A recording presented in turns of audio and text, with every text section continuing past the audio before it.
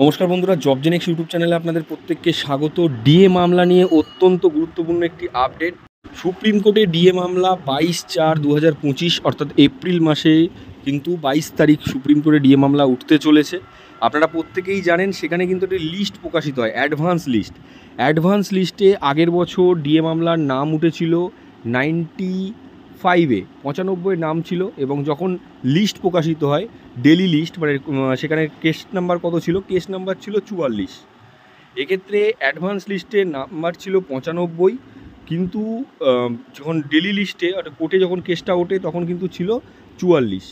তো সেই নিয়ে একটি গুরুত্বপূর্ণ আপডেট, আবারও অ্যাডভান্স লিস্ট প্রকাশিত হয়েছে, কিন্তু খুবই গুরুত্বপূর্ণ। কেন গুরুত্বপূর্ণ দেখুন, 22/4/2025 ডিএ মামলাটা উঠতে চলেছে। ডিএ মামলা অ্যাডভান্স লিস্ট প্রকাশিত হয়েছে, সিরিয়াল নাম্বার রয়েছে 47। এখন সিরিয়াল নাম্বারই রয়েছে 47। আমরা আগেরবার কি দেখেছি? আগেরবার দেখেছিলাম সিরিয়াল নাম্বারে ছিল 95 অর্থাৎ 95, সেটা কিন্তু কেস নাম্বারে 44-এ চলে আসে। এখন শুরুতেই রয়েছে 47। সেক্ষেত্রে আমরা আশাবাদী ডিএ মামলা কিন্তু শুরুতেই উঠতে চলেছে সুপ্রিম কোর্টে।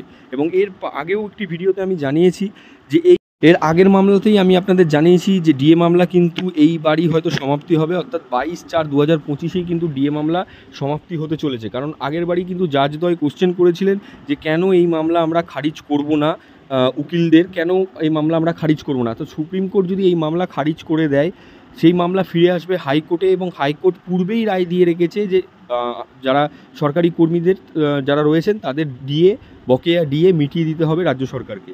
আমরা আগে দেখেছি যে ডিএ মামলা উঠেছিল, অ্যাডভান্স লিস্টে ছিল 95, সেটা কিন্তু ডেলি কেস লিস্টে 44-এ চলে আসে। এখন আমরা শুরুতেই দেখছি 47-এ রয়েছে ডিএ মামলা। সুপ্রিম কোর্টে যে লিস্ট প্রকাশিত হয়েছে সেটা কিন্তু 47-এ রয়েছে। আমরা আশা করছি কিন্তু ডিএ মামলা শুরুর দিকেই উঠবে, এবং তার সমাপ্তি প্রায় নিশ্চিত। 22/4/2025-এ রাজ্য সরকারি কর্মীরা জয়লাভ করবে ডিএ মামলায়, এবং অবশ্যই রাজ্য সরকারকে সমস্ত বকেয়া ডিএ মিটিয়ে দিতে হবে। খুবই একটি আনন্দের খবর আপনারা বলতে পারেন, ভিডিওর মাধ্যমে তুলে ধরলাম। অবশ্যই লাইক করে ভিডিওটি অনেক শেয়ার করুন, যাতে সকলের কাছে ভিডিওটি পৌঁছে যেতে পারে।